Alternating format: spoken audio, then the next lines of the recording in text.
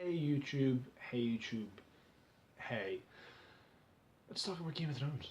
Let's talk about Game of Thrones, The Broken Man, alright? And this is, again, for those who haven't been following, this is a spoiler video. So if you haven't watched this episode by now, and I'm recording this on a Wednesday, that's on you, bro. That's on you. Okay, so let's talk about a fucking comeback here, right now. Right now. Braun's back in the show, alright? It's been too long. He's back. He's bad. Blackfish is black, mad, whatever. The lethal weapon catchphrase, it doesn't matter. Braun's back, he's killing it. He's so welcome just in one scene where Jamie's like, oh, Lannister always pays. Like, don't say it. Don't fucking say it. Alright? I'm still waiting on those debts to be paid. So, yeah, Braun's back. That looks cool. Alright, okay, let's talk, let's real talk now. The Hound's back. First of all, that cold open threw me. Like, my fiance was sitting there with the glasses of beer out, ready to take a little picture. Just be like, oh, hashtag Game of Thrones, hashtag Monday Night, something along those lines, whatever. And then it doesn't open the way it's supposed to open. And we get a cold open. We just see a bunch of people surrounded by, just under Ian McShane's guidance, building a church. And we're like, okay, that's cool. And then we see a group of people carrying a log. We see one person carrying a log, puts down the log, camera pans up, he turns around, it's the fucking Hound. It's the Hound. The Hound's back, alright? The Hound's back. It's good to see him alive again. This guy's quickly become a fan favourite. The way any character should, just small background character build up. It has some really great plots later on, and then it just sort of disappears. And people are wondering about the hole that's left behind. It's good to see. I mean, they make mention that he's not there magically. The guy, Ian McShane, the Septa mentions that, oh look, he's I thought you were dead. I loaded you into the wagon. You just as I was about to bury you, you coughed. Give me such a fright, and then you were nursed back to health there. So there's a couple of cool jokes where he's like, how many men took you down? He's like, one. He's like, must have been a real monster. It was a woman. And I don't know if he actually believed that because he laughs, but it's really cool. It's really cool. The Hound's back. He questions why he's back. He's like, you didn't know me. If there is a God, why haven't I been punished? He's like, you were. Brienne of Tarth kicked the fuck out of you and threw you off a cliff. And then you had to suffer for a few days. Maybe you have been punished. And he's trying to live the pacifist life now along with the other guys. That's fine. So that's cool, but damn, man, it's oof. What happens in that? It's like a western. It's very Unforgiven. It's very Old Man Logan the way that storyline plays out. We keep coming in and out of it throughout the episode, and I'll get back to it later on, of course. Jon and Sansa, I realize, are not actually Starks, but they're on Team Stark. That Lyanna Mormont, the little girl, she's like 10 years old and she's killing it, and now she's everyone's favorite character. This is a child monarch that's not spoilt or petulant or an idiot or ineffective. This is just like, no, this is all on me now. Why would I risk more war? Why would I risk more death? Winter's coming. Why should we march under somebody else's banners? And Jon and Sansa try and be nice about it. They're like, hey, I knew your uncle. He was a nice guy. He was like, yeah, just no. What do you want? What is this? I love that. And Davos is the one that cuts the heart of the matter. He's like, okay, listen, we need to defend the wall. We can't defend the wall with Ramsay Bolton in charge. Give us your help. You don't know me. I don't come from anywhere. My house is very new. You might won't know. And he's pragmatic, and I love Davos. What he's doing there feels weird. It doesn't really feel like he has much agency anymore. I did like the scene where Jon talks the wildlings into fighting for him, and Tormund's like, listen, he died for us, okay? This isn't a metaphor. He died for us. If we're not willing to do the same, we're cowards. And then one stands up and he's like, Snow. Just like that, all right? Sound guy. That's a ringing endorsement right there. And it's good to see, like, this is, they don't have the men. They're not going to win against the Boltons right now. Sansa's written a letter. We know it's the Littlefinger. Let's not be ambiguous about that. It just is. That's how it played out. Against her better judgment, she's getting in touch with Littlefinger because he has men. She needs men. It'll help. almost means she's in debt to Littlefinger again, but who knows? It's tempting. I mean, she sent Brienne and Pod south to try and get the Blackfish on board. We'll see how that goes.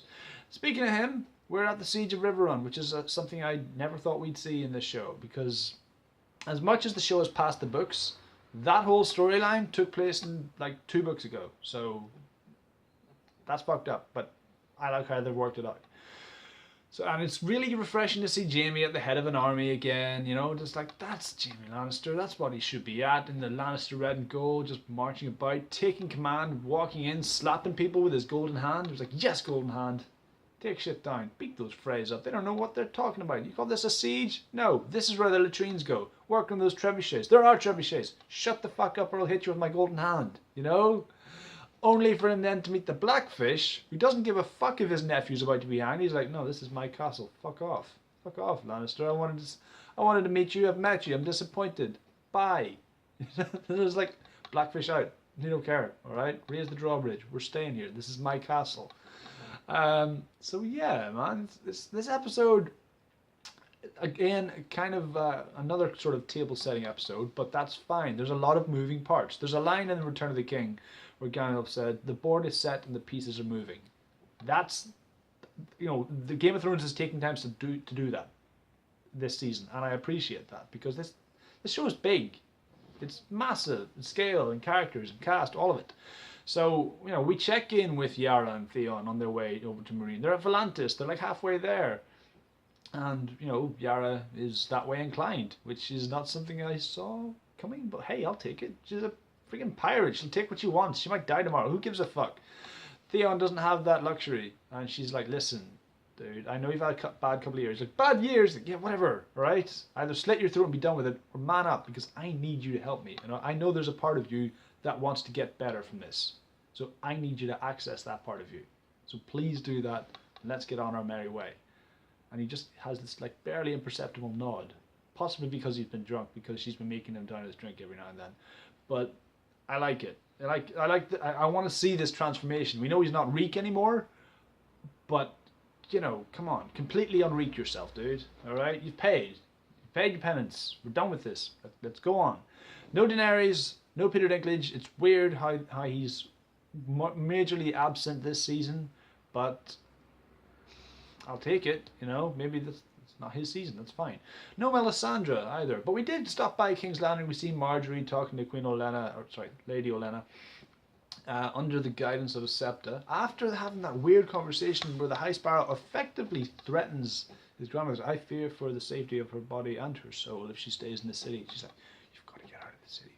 She's like, no, you should rest, you should leave the city, you should really leave the city. And I love that. She was like, okay, so maybe Marjorie's not completely brainwashed, you know, maybe she hasn't drunk all of the Kool-Aid. So I like that. I like that she's still conniving enough. And she gives her a little note with the flower on it, which I assume means her loyalty is still to High Garden. So that's cool. That's what I'm reading from it.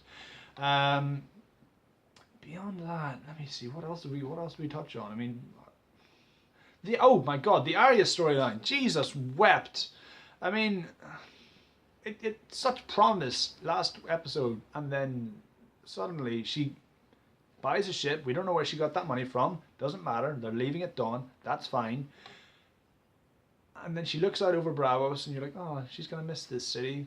And then the first person she speaks to, the first person who speaks to her, and she's like, yeah? No, you know you're on the run. You know you're hiding from somebody who could literally put on anyone else's face. Really? You're not going to go more incognito there. You're just strolling around the city. It's okay. All right. I mean, it frustrates me. It's like, really, you weren't going to go a bit more apparent. And then after she's been stabbed, and that was really guttural, man. That was just into the river. The waif lets her go or assumes she's dead, but then really, you know, dead bodies float, so she should come back up, and that body never came back up, but whatever. Yeah. And then as she's staggering through the streets and nobody helps her, first of all, they're all dicks. Secondly, that's when she starts to become paranoid and thinks, who else is there? Who else could it be? Who else could it be? You know, yeah. You should have been like that from the start. It's like a delayed reaction, and it's frustrating. I knew things were going to go bad for Arya. Can't believe Arya didn't know things were going to go bad for Arya. But hell, man, the next episode looked great. We're touching down with Tyrion again. We're going to see the Mountain Stein kick ass. I don't know when we're going to get this trial by combat that Cersei keeps talking about. But hell, man, I'm on board. Those are my. Oh wait. No, those aren't my spoiler thoughts. We do get to see the Brotherhood without banners again. We get to see that the guy with the yellow cloak. I was like, where is that? Who do I know him from? I was like, no, it's Lem. Lemon Cloak, member of the Brotherhood without banners. Those guys from season 3 that Arya and Gendry joined up with Thoros, with the Red Priest and the fight in the cave. You know, those guys.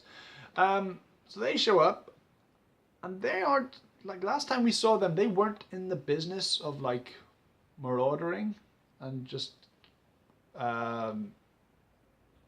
taking, you know, killing people and taking their goods. They were outlaws, but they weren't just thieves. All they really victimized Lannister soldiers. That's who they preyed on. Now they're preying on innocent folk. That's odd, unless maybe they've had a change in management. But yeah, more on that later. But yeah, it's really good to see Sandor Clegane come down through the woods, walk over the dead bodies, see the hanged Ian McShane. That's fucking one night only we get Ian McShane, man. Maybe that's all they can afford him for. Who knows? And we just see this really awesome shot as he walks back, picks up the axe again and cuts to black. We're like, okay, now we're on. Again, I love it. It's very Unforgiven. It's very Old Man Logan. I want to see the Hound do that, you know, with an axe. It's gonna be fucking badass. I'm so excited. But yeah, those are my thoughts on Game of Thrones Season 6, Episode 7, The Broken Man. If you like this vid, please click like, subscribe, view, share, and all the usual jazz. I'll talk to you later, YouTube. All the best.